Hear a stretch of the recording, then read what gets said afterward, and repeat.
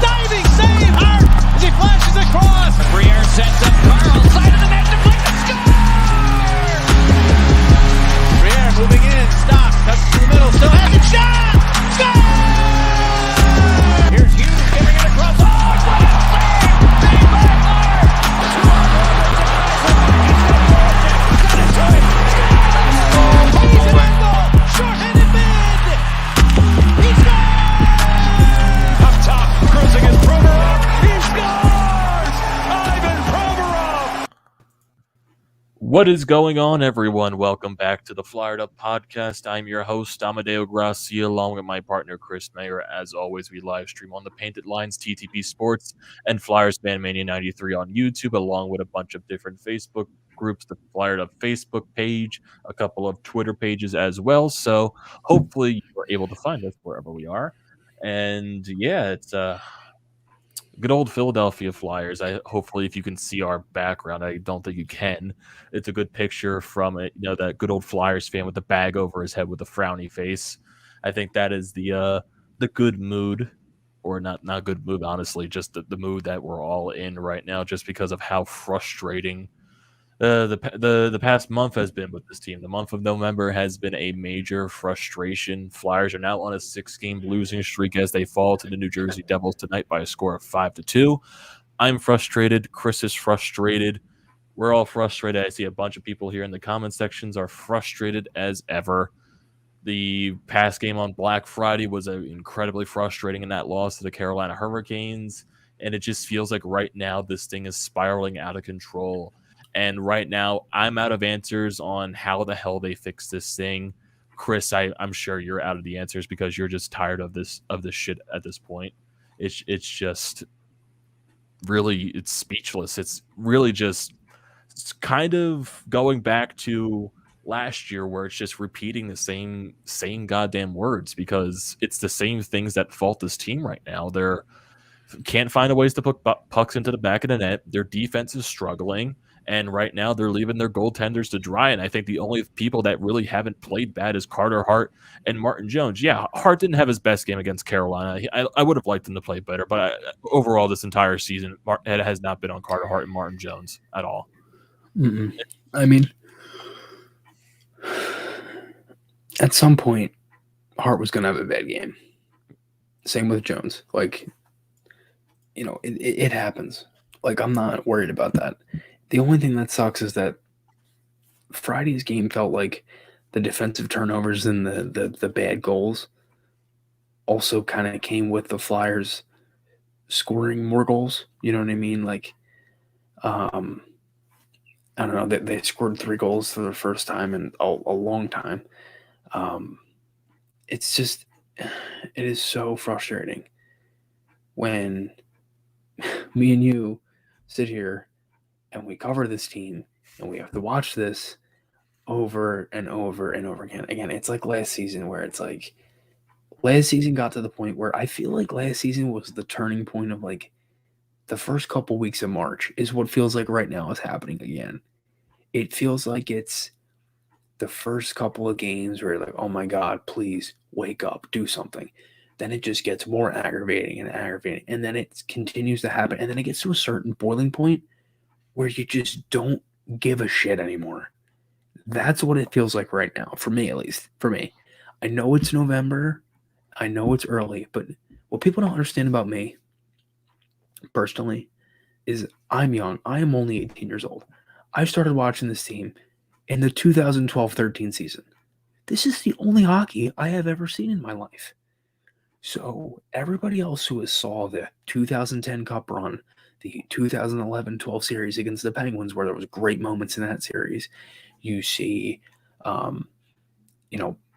some fans have seen the Flyers win Stanley Cups. You've seen the Flyers go to the Stanley Cup. You saw the Eric Lindros era. You saw Peter Forsberg. You saw Gagne, Richards, Carter, all of these great players in this organization from the 70s all the way up. I have seen a single season that was hit with COVID, and you go to a bubble 4 months later and you won a playoff series, and it was like a Mickey Mouse kind of season whole type of thing in the league. Like it wasn't real hockey. You know what I mean? It was, but it wasn't. So it's just frustrating when you feel like this is a new year, your general manager goes out and gets a bunch of different guys, you feel like it's a new vibe with the team, then you're just absolutely smoked with injuries, which obviously doesn't help, but it's not the answer. And it's just it's frustrating. I'm unbelievably frustrated because this is 6 losses in a row where certain guys still look like your best players. Zach McEwen looks like your best player. I mean, Connor Bunneman is playing on this team. Their center depth for this game was Couturier, Frost, Lawton, Bunneman. It honestly would be And then they moved Frost up in the lineup Hayes as well. Yeah, it could be a lot better where it would be Couturier, a healthy Kevin Hayes. At some point this year, we wanted to see a healthy Kevin Hayes. Don't know if we'll see it fully, probably not. But next season, you don't know. But it could be Couturier, Hayes, Brassard, or Frost. You have Lawton, you have Thompson, you have Claude Giroux. There's so many options. You know what I mean? Like, and I get it. You haven't had Ryan Ellis. Ryan Ellis has played 5 games out of the 19. So I get it. You're getting killed with injuries. But certain things, like the Flyers' power play is a absolute disgrace. It's a disgrace. I actually thought tonight was one of the better nights for it in the last 6 games. Second unit started to do really well. Giroux was on the left, thankfully. Watch, though. Next game against the Rangers, that'll be all switched up. It felt like they were moving the puck well. They generated, passing and everything. There's just, again, the comment right there from Dawson, the system we're using is obviously not working. Bingo. I've said this for like 4, 5, 6 games now. It's been a trend throughout the month of November. And another thing is, too, that's not helping them. Their schedule is really tough. They've played a lot of hard games in November, 3 games in 4 nights a couple times. A lot of teams they played had a lot of days off going into that game. So I get it. But you can't tell me you did all that in the offseason. And I get it. Some of the guys you brought in aren't playing. But you can't tell me you did all this in the offseason to have this bad of a rough patch. Because I do feel like it is a rough patch. But it's so unbelievably frustrating when you continuously see this. And then to get on social media, it's like the sky is not falling with this team. It's not like they're the worst team in the league. It's not. Yes, I get it. It's not easy. And it's not like amazing right now because it's not even good. It's bad. The frustration and the negativity, we understand why people are being that way just because of how bad this muff is being. But yeah, as we've said many times, this team is not as putrid as what they're showcasing. They're just not. Okay. No, there's absolutely no way you add all that in the offseason to score at like a 1-goal game pace. Yeah, they're not as bad as some of these other teams. They're not as bad as Arizona. They're not as bad as Ottawa, Montreal, Buffalo, those type of teams. They're not as bad as Seattle, Vancouver. I think the Flyers are a middle of the pack team when healthy. And I'm serious about that. But my question is this. How long can you sit here and not do something about this? We've seen it many times before throughout this decade of recent years being just you have to fight back in the playoffs. You got to fight back to get into to try to at least get some kind of ground to get into a playoff spot. Like we all know sure as shit that's not going to be the case. It's not going to be any different this year. It's not going to be like, the wiggle room is so small. The room for error late in the season in the Metropolitan Division is that small. It's unbelievably tight. Every you team basically can't mess up. Yeah, right now every team besides the Flyers and the Islanders, they're above 500. The first place team, the Washington Capitals, they're 14-3-5. They have 33 points. Alex Ovechkin continues to light up the goal sheet. It's just amazing to see what he's been doing. The Carolina Hurricanes, they're amazing. They're 15-4-1, 31 points. The Rangers, who the Flyers play on Wednesday, and the team that consistently embarrassed us last season. Oh boy, I can't wait for that game on Wednesday. They're 13-4-3 with 29 points. Columbus, they're hot start to the season continues. They've been a really good home team. They're 12-7. The Pittsburgh Penguins. They're the Pittsburgh Penguins. They're still going to win games with their system. 10-7-4. And the Devils, who you just lost to today, they're 9-6-4. So this division, like Chris said, there's no room to be this, like, you're putting yourself basically out of it at the beginning of the season if you continue going down, this stretch of spiraling out of control, and something does need to be fixed. I'm not sure if I'm sure Chuck Fletcher is on the phones right now. Like, it's like I can understand what Chris is saying from this point, because you've been like through the Hextall regime where when shit was going bad, Hextall was very stubborn. So, he wasn't going to make the move. He was going to play the course and just let the team play it out the way they play it out. And basically, it's the same thing. Going with so many years where you have to fight your way into the playoffs, like from basically the last couple of weeks in the season, there have been probably only a couple of times this decade. So going back to the beginning of the decade, the 2010-11, 2011, the 2011 team, the 2012 team, and the 2014 team. Those teams really didn't have to fight their way into the playoffs. Those teams were in the playoffs basically at that time. The 2011 team, they were one of the best teams in the league that year. The 2012 team, they were a guaranteed playoff spot. The 2014 team, yeah, they started off slow, but they managed to finish in a third place spot come like a couple of weeks left in the season. But basically the other, and 1920, they were a second place team, yes, when the COVID shortened season happened. And then, they got the first seed and, the bubble thing. But, who knows what would have happened if COVID didn't really shorten that season. But if you look at the other years, you got 15, 16. You had to fight your way to get into the playoffs the last couple of weeks into the season. 17, 18. They got in that year of the last game of the season. Yeah. Same thing with 17, 18. They got there with the last game of the season when Claude Giroux had to get that hat trick. Mm-hmm. And then the other Flyers were in, though, but that solidified their spot. But I get what you mean. And then, the other couple of years, 16, 17, they were like, they were out of it, but they still fought their way till the very end. And, they finished, maybe like 5 points out of it. 18, 19, they fought all the way till the end, finished 10, maybe so many points out of it.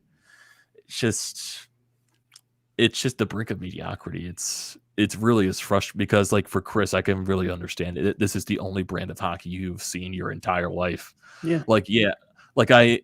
I was still, young enough to see, because I really don't remember, because yes, I was born in 98. I'm 23 right now. Yeah. I don't really remember previous to, the 04-05 lockout. I really don't remember those teams that much. I was just too young to even remember that shit.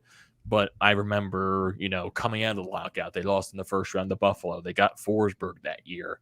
And then the next year, they were the worst team in the league. They got JVR in the draft. Sadly, we got snubbed and could have got Patrick Kane. But, that's how the draft lottery works. Then you follow it up the next season. Paul Holmgren, goes out on his limb and just gets everything possible to reshape that team. And they become a really good team, losing the third round to the Penguins. The next year, they lose in the first round to the Penguins. Then the following year, they go on the cup run, basically not being a good team the entire season. They get hot at the right time, and they go on a cup run. Yeah, it sucks, but it's like, yes, I hate, those were like my kid years, like middle school years, but it does sting more, like, because when you get into your teenage years, when you get into your adult years, like, these are the years that stick to you more, because these are the years that really, like, because, like, when I was a kid, the Flyers were a good team. But, like, as I'm getting older, like, these, like, stay in my mind more. It's just like, man, it feels like it's so long ago when the Flyers were, like, a consistently good team. And it just... When I was in 6th grade, they had 10 road wins. 10 road wins out of 41 games. Like, this is what I mean. It's so frustrating when you watch this over and over and over again. It's like I don't want to say I have a feeling it's coming, because I never really do, but I'm not shocked. You know what I mean? Like, it's just so old, man. It's stale.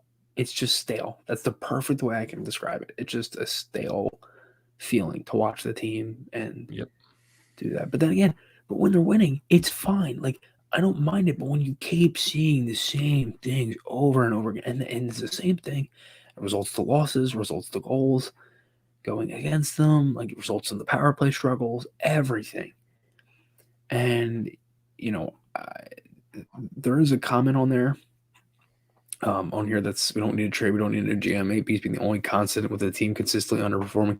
That's not necessarily true. If you want to go underperforming by players, realistically, everybody has pretty much underperformed since 12, 13, if we're being honest. Some guys had great years, some guys didn't, but a lot of what those years were guys underperforming and guys not scoring goals and many other different factors of just many different things. That could be a whole separate podcast of us talking about that, which we're not going to get into, but you get what my point. The consistent thing that AV has had a problem with since the playoffs has been a bad power play. And really, even the 2019-20 season, the regular season, the power play wasn't great. It had its moments, but wasn't really great. So honestly, it wasn't as dreadful. It really wasn't as dreadful as it is now. No, it's like it just basically didn't score. It gave them momentum. It just didn't score. It basically ever since the bubble playoffs, the power play has been so dreadful. Yeah, it's been atrocious. So really, since then, it's been this bad. And also their 5-on-5 system. It feels like he gets outcoached just about every other night. And you saw it a lot last year. You saw it in the playoffs with Barry Trotz. You saw it in a good amount of recent games this year. Like, it's a trend. And I get it. It's not going to be, like sunshine and rainbows the entire season. And it's not going to be like 1 year until this team wins a cup. But on the flip side, where I'm getting at is like, it's so frustrating to see this all the time. But then again, the other thing is it's so early, you can't panic. So I understand the entire thing. I understand both sides of it. And I'm kind of in the middle because I see why the Flyers aren't doing anything, but then I also see why it's very... They need to do something. I think, dude, you can't keep playing without these players. Again, we just talked about this before. You have absolutely nobody else you can call up in the AHL to play top six. No one. It's Morgan Frost. That's it. Nobody else. That's it. That's all it is. That's the thing. It's because when you're talking about Alain Vigneault and everything like that, I know when the Flyers first hired him, the previous teams that, fan base is like, oh, Alain Vigneault, this is not a good hire for this team because he's a guy that doesn't adjust the system to, and that's the one flaw with Alain Vigneault that I guess that's really hurt his teams throughout the years. He doesn't adjust and he tries to stick to his plan. And I think right now, besides like injuries and all that crap, I think his lack in just, stubbornness to not adjust could be what also is hurting this team as well. So I've seen a couple of comments right here saying like, from Donovan right here, the game was atrocious. You think AV lasts the week? I think there's a lot of coaching comments right here just from AV in general. And it's just, so we got, can AV and the different coaches come up with a different system during the season? How would that work? Or do you fire them and others and let someone else try to get these players going? Like at the point, I can see Chuck Fletcher making some moves, but how far do you think if this thing continues to spiral out of control, how much further do you think the coaches even get on the hot seat at this point, especially Alain or the Vigneault. GM? Or the GM. Because again, the boss of this entire thing is Comcast, not Chuck. It's Comcast. You know what I mean? Like it's going to be like, again, they want the winning season. They want, look, it's obviously really hurt this team throughout the decade. That's been one of the main reasons for it. So we get it. But I think you got to give these guys time. I think you have to give Fletcher and AV time. I want to trade. I don't know about coaching. I know I've said it before where I think that they should be fired.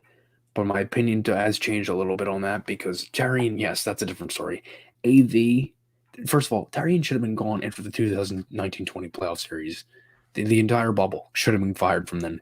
But for AV, for instance, I think you have to give him some time. If this continues throughout the season and you don't see many changes, I don't know what happens. I think at that point you're like, what do you do now? So I really don't know. But if the Flyers, look, many teams have come out of slumps like this before. The Blues in 18-19 were one of the worst teams in the league on January 3rd, and they won the Stanley Cup. Anything can happen in the NHL. It's a long season. You play all 82 for a reason. But I just can't see how the Flyers. The Montreal Canadiens last year, they were not a good team. Yeah. They stuck into the playoffs because of a COVID setup in a bad division, and they went on a hot run, got to the Stanley Cup Finals. Yeah, that basically describes anything could happen at this point. I don't think any sort of player is going to fix the system. I think what it's going to do is help them score goals. Like the Flyers are scoring goals off of talent. All 3 goals in the Carolina game were because of talent. Giroux with the nice pass to Provorov. Then you have Farabee, unbelievable, disgusting goal, shorthanded.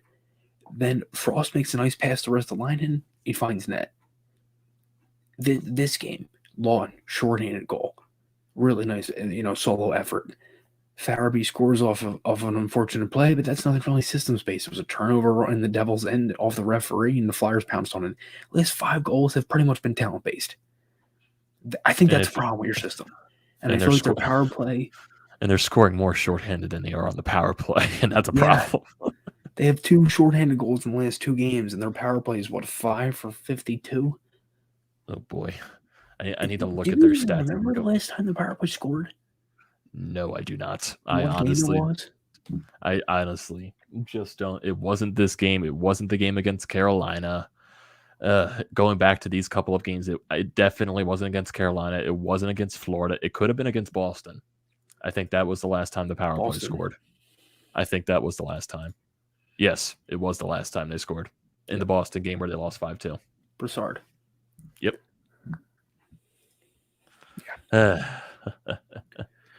We got a comment from Joel Fairmeme saying, if this streak continues to say 9 or 10 games, I think Chuck needs to pull the plug. AV needs to have a short lease because this year is the year we need to succeed. If we don't, G is gone, Coots gets older, and et cetera, et cetera.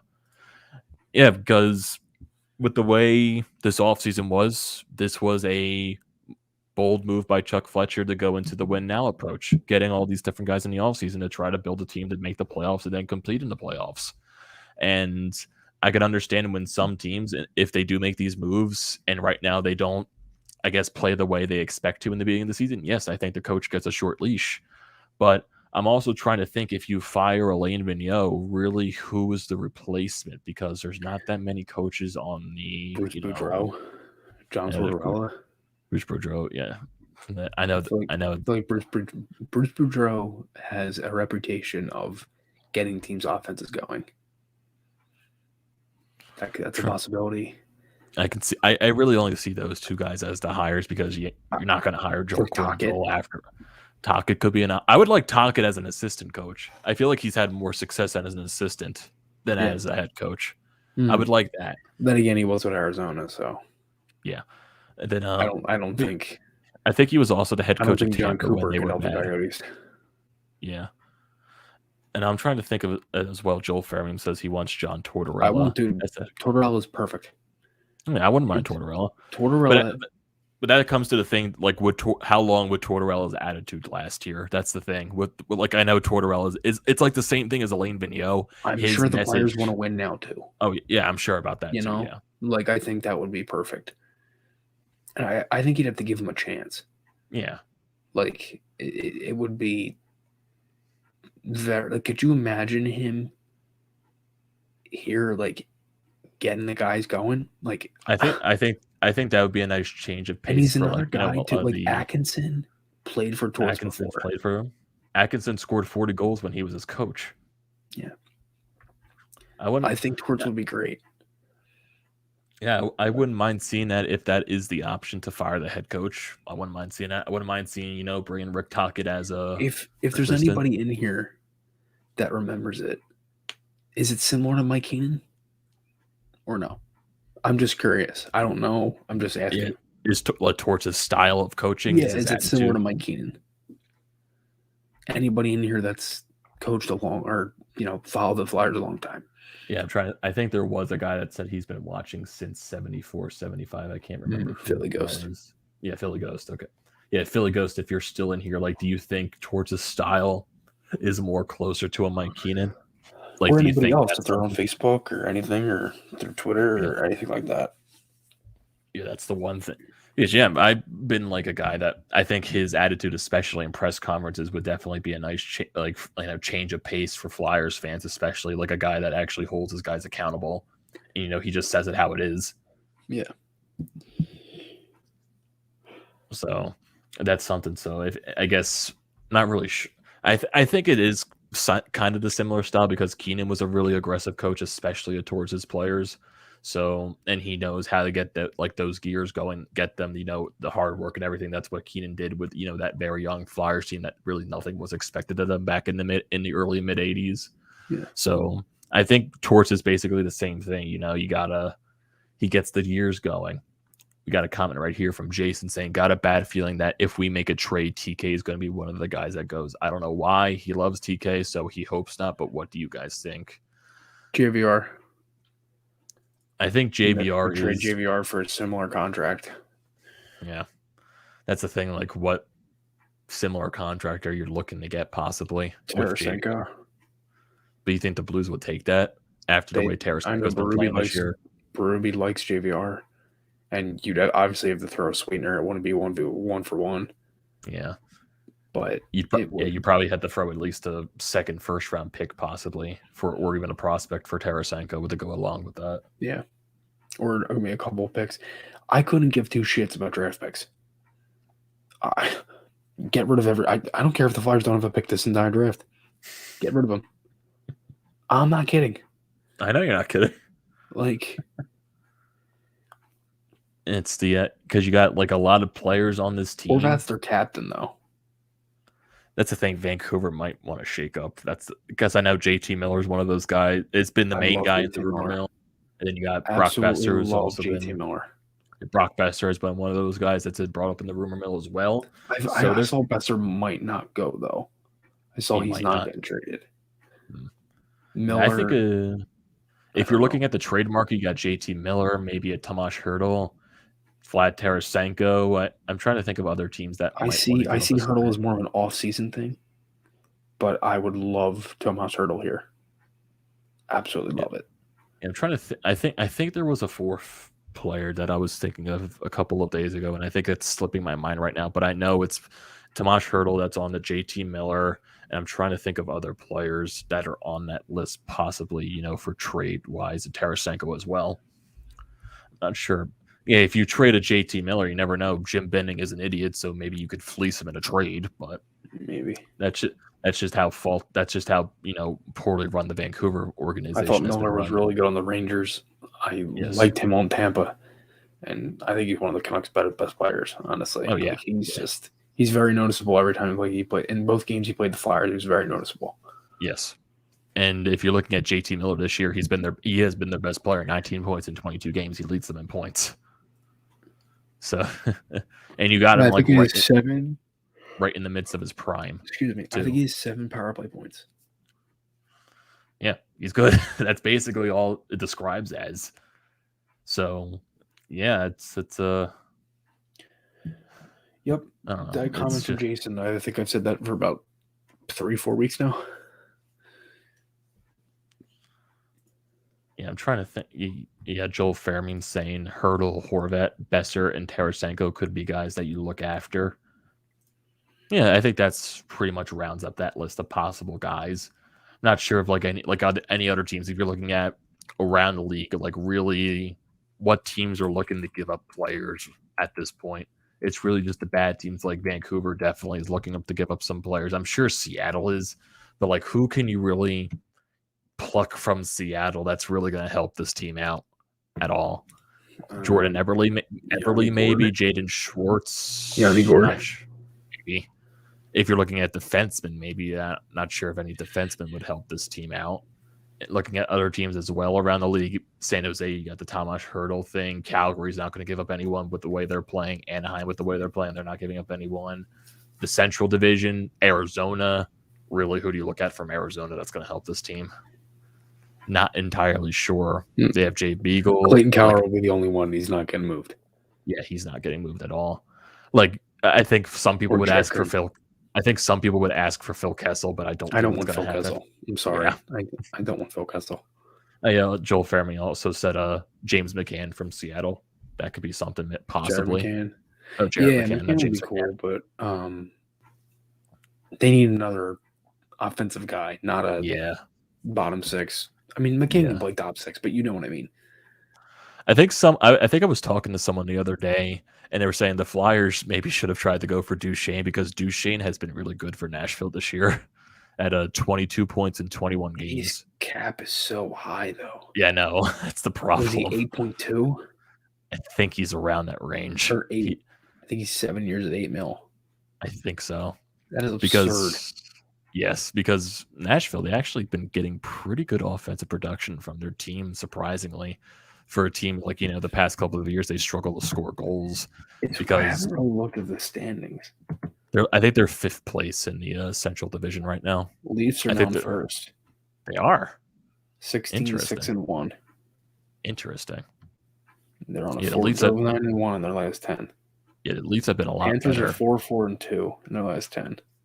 They lost their first home game to the goddamn Kraken. Did they really? Yes, out of all the fucking teams they lost to at home, it was the Kraken. That annoyed me. Well, you knew that was happening at some point, right? Yeah, they were going to eventually lose a home game, but to the Kraken, they lost 4-1, man. I mean, they barely beat us the last game. Yeah, they did. I wonder if they're going down to earth. I don't know. Red Wings are still in there. Yeah, the Red Wings are still in there. I'd love to see the Red Wings in the playoffs.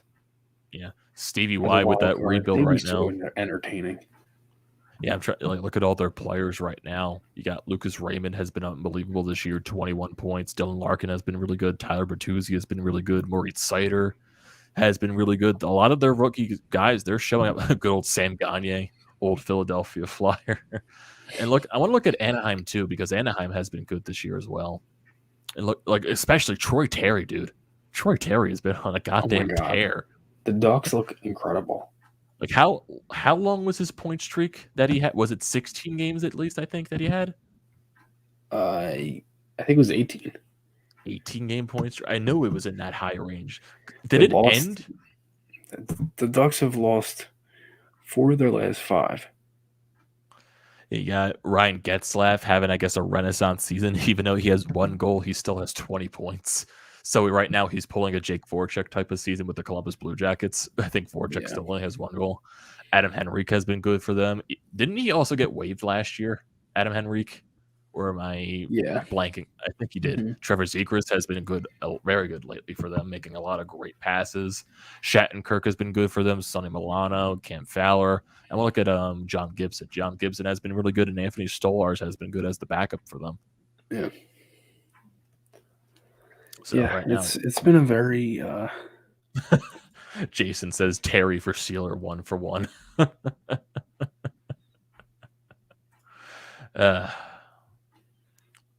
Dude, the Ryan Ellis trade still gets made regardless if he has injuries or not.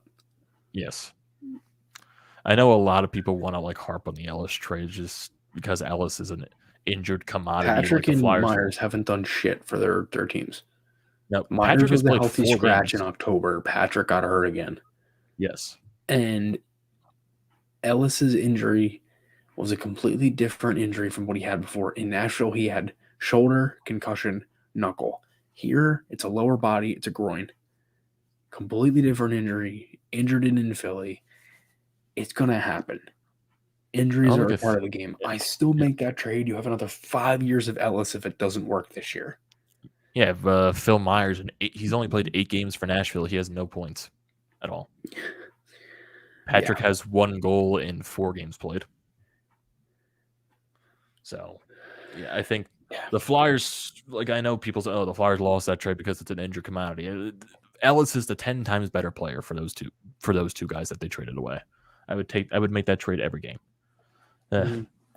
Philly Ghost says Nicolas Aube-Kubel was not good enough for the Flyers 4th line, but it is. I think NK has 3 goals already. I think so. I want to look at his stats right now with the Colorado Avalanche because I know he scored on the power play a couple of days ago. So let me see what he has done since joining. He scored a nice goal against Anaheim too. He got 3 points, 2 goals, and an assist in 6 games played for Colorado. Yeah, I think he's definitely being used to his strengths. He's still playing, I think, 4th, 3rd line, but he's being used on the top power play. So yeah, So he's getting his chances and they're letting him play. So that's what the Flyers didn't do here. So at this point, good for NAK. That's all I can say. Yep. That's all I can say. You got knick-knack, paddywhack is a god. What does that mean? Oh, God. Joel Fairmeme saying McDavid fell off a little bit, TBH. Yeah, I haven't really heard that much out of Connor McDavid. A little bit. Even though he's probably still... I know Leon Draisaitl has been amazing. Yeah, Connor McDavid, he has 36 points this season. That's still unreal. Leon Draisaitl has 20 goals and 20 assists. 40 points. Holy hell. And I want to see Alex Ovechkin. I want to see all of his stats right now because this man is just on a tear right now. I think he got his 749th goal yesterday, if I'm not mistaken. He's almost one goal away from 750, and he's just inching closer and closer and closer to Ovechkin's, not even though it's probably going to be his record eventually, Gretzky's record for goals scored. And he's got 37 points this year, 19 goals, 18 assists. This is probably one of the best starts of his career. Yeah. And he's 36. Yeah. Like slowing down in your 30s is like just doesn't. I hate that argument. Yeah, 36 years old. He's off to the best start of his goddamn career. I want to see what his shooting percentage is right now. Right, this season his shooting percentage is 20%. Jesus. Oh God, man, Ovechkin's amazing. I love that man. I love him. The Flyers, though, right now, I don't love them. I'm frustrated. I hate them. No, I'm kidding. I'll never hate this team, but it's very frustrating right now. Yes. This team is frustrating, but we'll never stop talking about them because, that's our team. We can't help it. And Chris has a goddamn tattoo on his arm for them. For Christ's sakes, he's never going to stop talking about this team. Yeah. Oh, yeah. Crosby actually this year has not been that good for Pittsburgh. I think he's really struggling this year. If I'm not mistaken. I think, right? I'm trying to see Crosby so far. Yeah, he's been injured a couple of times to start the year. He has 6 points in 9 games played, but I guess he's not off to the the hottest start. And I guess he's also he's a -4 as well.